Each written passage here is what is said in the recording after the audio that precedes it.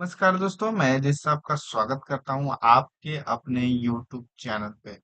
तो दोस्तों, आज की यह वीडियो बहुत ही खास होने वाली है क्योंकि आज हम आपको भूमि विक्रय पत्र का डीड ड्राफ्टिंग करने का जो तरीका होता है उसको बताने वाले हैं। यानी दोस्तों, जमीन की रजिस्ट्री के लिए जो डीड होता है, यानी विक्रय पत्र का प्रारूप कैसे आप क्रिएट कर सकते हैं। तो उसके लिए आप इस वीडियो को पूरा लास्ट तक देखिएगा और चैनल पे पहली बार आए हुए हैं तो चैनल को सब्सक्राइब कर लीजिए। साथ ही वीडियो को लाइक कीजिए और ज्यादा से ज्यादा शेयर कीजिए। तो सबसे पहले दोस्तों, विक्रय पत्र आपको बनाने के लिए सबसे पहले एक वर्ड फाइल क्रिएट करनी होती है।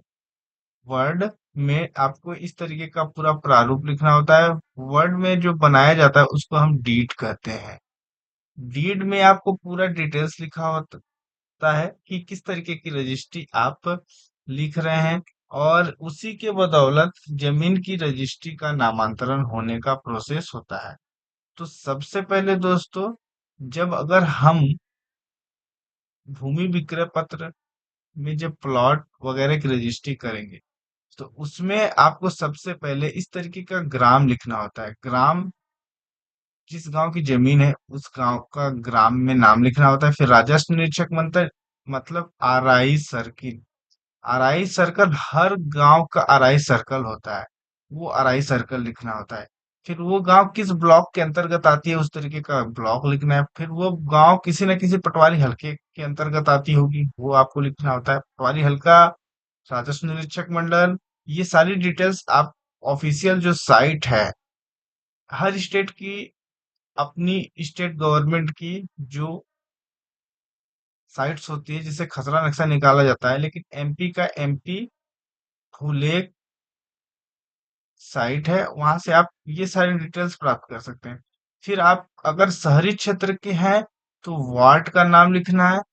अगर ग्रामीण क्षेत्र के हैं तो ये डिटेल्स आपको नहीं लिखनी है। उसके बाद आपको तहसील लिखना है, आपकी जो भी तहसील ऑफिस होगी वो लिखना है। तहसील ऑफिस लिखने के बाद अपना जिला लिखें और मध्य प्रदेश की है लिखें। इतना आपको लिखना है। ये सबसे इम्पोर्टेंट चीज है दोस्तों। ये कहीं कहीं किसी किसी डिस्ट्रिक्ट्स में ये नीचे भी होता है, तो आप अपने अकॉर्डिंग इसको चेंज कर सकते हैं, लेकिन प्रारूप पूरा एकदम सेम रहेगा। फिर नीचे आइएगा, जो भूमि के भाग की यूनिक आईडी। अब दोस्तों, यहाँ पे ये देखिए, आपको थोड़ा कम मिलेगा क्योंकि यहाँ पे हमने स्टार लगा दिया है, जिससे कोई व्यक्ति अपने नाम वगैरह पे दावा ना करे। इसके वजह से हमने इसमें बहुत सारे चीजों को हाइड करने की कोशिश की है। तो जो भूमि के भाग की यूनिक आईडी, अब यूनिक आईडी का बोलेंगे क्या होता है, यूनिक आईडी कहाँ से मिलेगा। तो अगर आप जब खसरा निकालेंगे तो खसरे में लगभग 10 अंकों का यूनिक आईडी जो होता है वो कॉलम नंबर 1 में देखने को मिलता है। तो यूनिक आईडी आपको ये मिलेगा आपके खसरे में। खसरे ऋण पुस्तिका में सेम होता है। वह भू अधिकार पुस्तिका सीएलआर नंबर, ये सीएलआर नंबर हर बार चेंज होता रहता है। जितनी बार आप ऋण पुस्तिका निकालेंगे ऑनलाइन, उतने बार ये सीएलआर नंबर आपका बदलेगा। तो ये इतना लिखना है, पर दर्ज है। तो आप सबसे पहले जो भूमि के भाग की यूनिक आईडी इतना, वह भू अधिकार पुस्तिका सीएलआर नंबर इतने पर दर्ज है। ये डिटेल्स आपको इतना लिख लेना है। फिर उसके बाद अब आपका मेन और मुख्य काम अब नीचे से होता है। ये तो सारे जो प्रारूप है वो सेम है, और सबसे इम्पोर्टेंट भी है, लेकिन अब नीचे का जो प्रारूप है वो आपके लिए इम्पोर्टेंट है। अब देखिए दोस्तों, सबसे पहले यहाँ पे नाम विक्रेता, यानी जो सेलर है, सेलर का नाम आपको लिखना है। सबसे पहले नाम सेलर, जो बेचने वाला व्यक्ति है उसका नाम लिखना है। अगर जैसे एक व्यक्ति बेच रहा है, जैसे इसमें आप देख रहे हैं एक व्यक्ति कोई सेलर है तो ओनली फॉर विक्रेता लिखा है। अदरवाइज अगर एक से अधिक है ना, तो नाम विक्रेता गण, यहाँ लास्ट में गण लिखना पड़ेगा एक से अधिक होने पे। अगर एक है तो सिर्फ नाम विक्रेता लिखना है। फिर उसमें आपको जैसे जो खसरा नक्शा ऋण पुस्तिका होता है और इनकी जो आईडी प्रूफ होगी उसमें नाम सेम कर लीजिए। ऋण पुस्तिका खसरे के हिसाब से आप इसमें नाम लिखिए और आईडी प्रूफ के हिसाब से भी लिखिए। कहने का मतलब है, अगर खसरे में जो नाम है पहले वो लिखिए, अदरवाइज प्रॉब्लम हो जाएगी। खसरे में जो नाम है और आईडी में नाम है वो सेम कीजिए। अगर कुछ भी मिस्टेक है तो उर्फ लगा के आप उसका प्रयोग कर सकते हैं। इस तरीके से सबसे पहले विक्रेता का नाम लिखिए, फिर उसके बाद अगर कोई लेडीज है या कुछ भी जो भी रिलेशन होगा उस व्यक्ति के रिलेशन में आप यहाँ पे नाम लिखिए। जैसे रीना मनसानी, पिता कैलाश लिखा हुआ है। अगर पति होते तो यहाँ पे पति कैलाश लिखते। फिर उम्र इतना, जो भी आपकी उम्र या उस व्यक्ति की उम्र वर्तमान समय में होगी वो लिखनी है। उसके बाद उसका रेसिडेंशियल एड्रेस के लिए निवासी लिखना है। फिर अगर वो शहरी, जिस भी प्रकार का उसका रेसिडेंशियल एड्रेस होगा वो इस तरीके से ग्राम सिंगरौली, जिला सिंगरौली, मध्य प्रदेश लिखना है। फिर उसका आधार नंबर, आधार, वोटर, पैन, ड्राइविंग डीएल या फिर किसी भी कंपनी का आईडी कार्ड, इतना डॉक्यूमेंट्स आपके पास होना चाहिए जो कि आईडी प्रूफ के रूप में आपके लिए लगेगा। जो भी डिटेल्स यहाँ पे लिखेंगे उसको आप अपलोड करना पड़ेगा ऑनलाइन फॉर्म में। फिर उसके बाद इस तरीके से उस व्यक्ति का आधार, पैन, ड्राइविंग या कोई भी एक आईडी प्रूफ लगा दे। अदर उसके बाद आगे आपको इस तरीके से, गैर आदिवासी व्यक्ति है तो गैर आदिवासी लिखे, अगर वो आदिवासी है तो आदिवासी लिखे। फिर नीचे आइएगा, फिर नाम क्रेता। नाम क्रेता में इस तरीके से उस व्यक्ति का नाम, फिर पिता का नाम, फिर उसके उम्र, फिर उसका रेसिडेंशियल एड्रेस, जो भी रेसिडेंशियल एड्रेस है, जिला और मध्य प्रदेश लिखना कंपलसरी। फिर उसी तरीके से सेम आधार, वोटर, पैन, आईडी, कोई भी एक वैलिड डॉक्यूमेंट यानी आईडी प्रूफ आपको लगाना है। फिर उस वो भी अगर अदर कैटेगरी का है, गैर आदिवासी है तो गैर आदिवासी लिखना है। इतना लिख लेने के बाद दोस्तों अब आपको करना क्या है, नीचे में स्क्रॉल करना है। नीचे में स्क्रॉल करना है।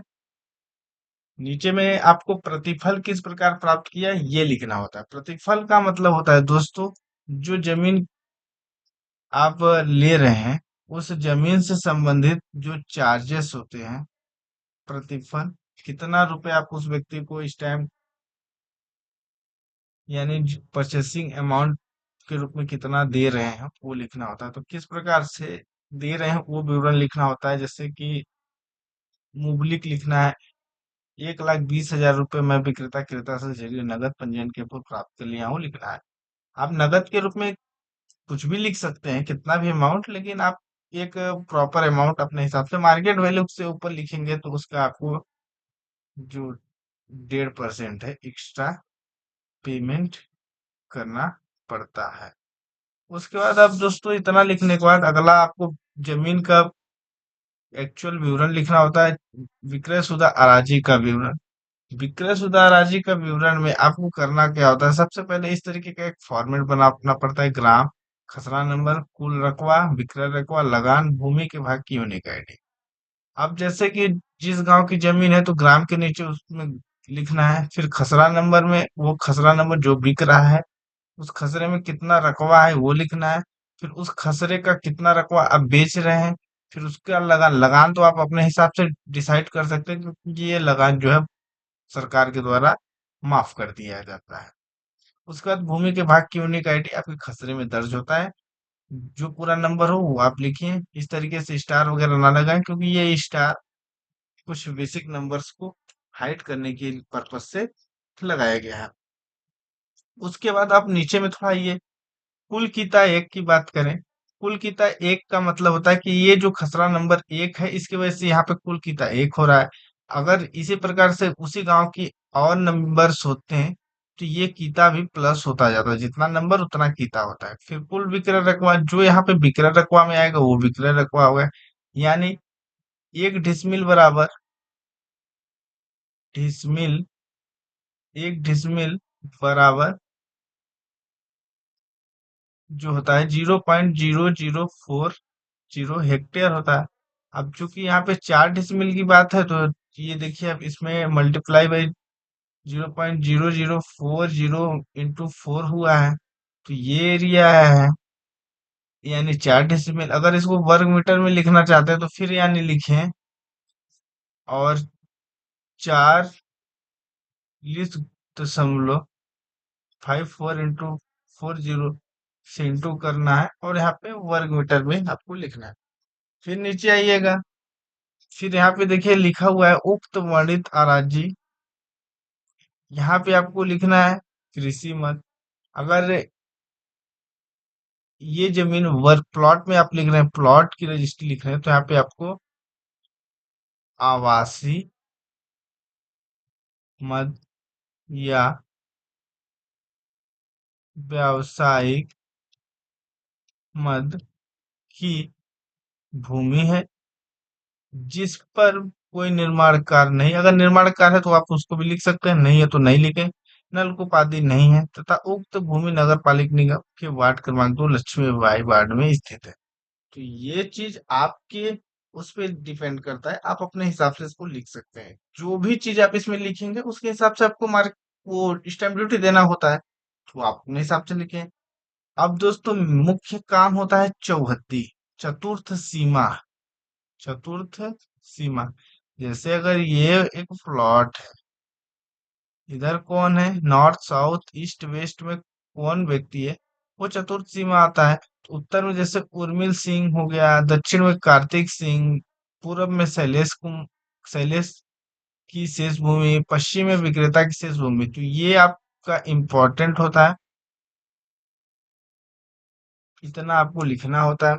ये आप लिख लीजिए। जैसे ही इतना आप डिटेल्स लिख लेते हैं, उसके बाद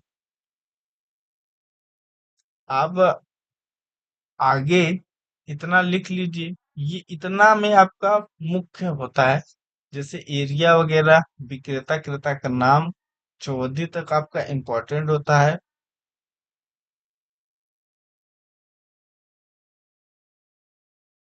क्योंकि इसी के बदौलत आपकी जमीन दर्ज होती है। अब नीचे आइएगा, ये कुछ एक्ट वगैरह है कि मध्य प्रदेश भू राजस्व संहिता 1964 की धारा 165 क्लॉज 6 के तहत प्रभावित नहीं होती है।